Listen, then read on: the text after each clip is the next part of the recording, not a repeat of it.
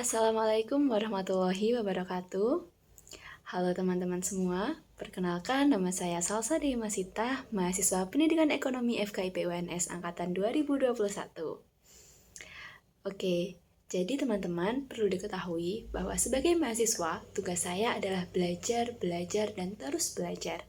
Akan tetapi, dalam belajar ini, saya tidak hanya mendapatkan ilmu dari bangku kuliah, tidak hanya ketika perkuliahan, akan tetapi belajar ini juga saya peroleh ketika saya menghadapi lingkungan sekitar, teman-teman.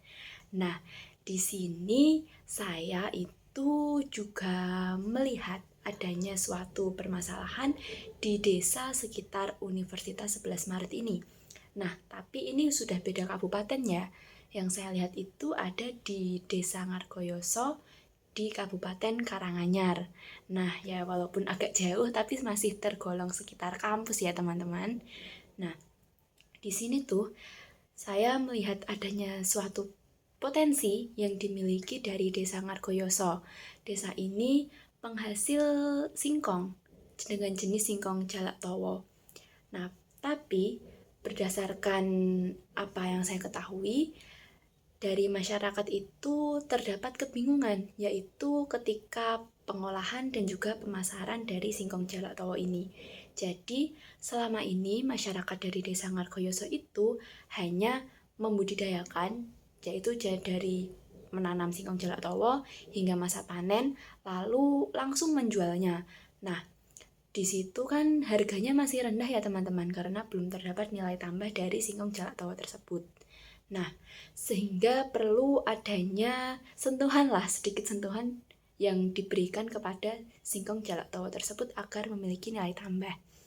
Nah, dengan begitu ditawarkan solusi, yaitu dari singkong jalak towo ini dimodifikasi terlebih dahulu.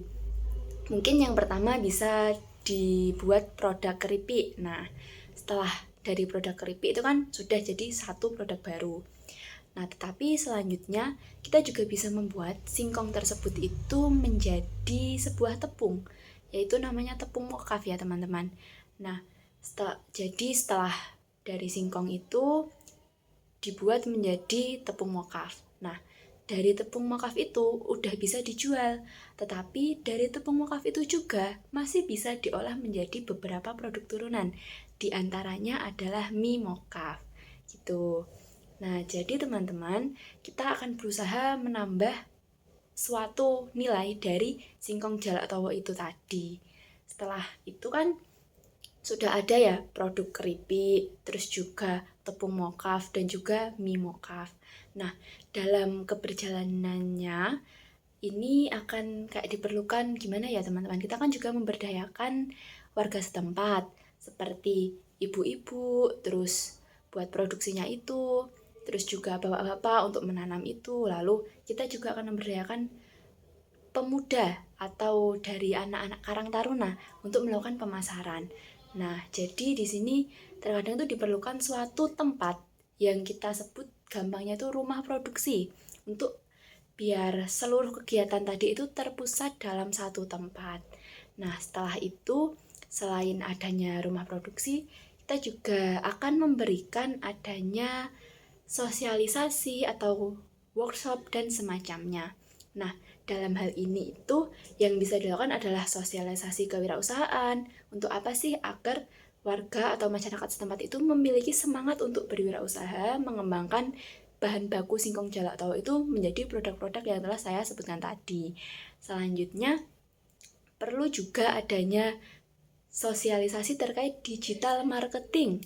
Agar apa?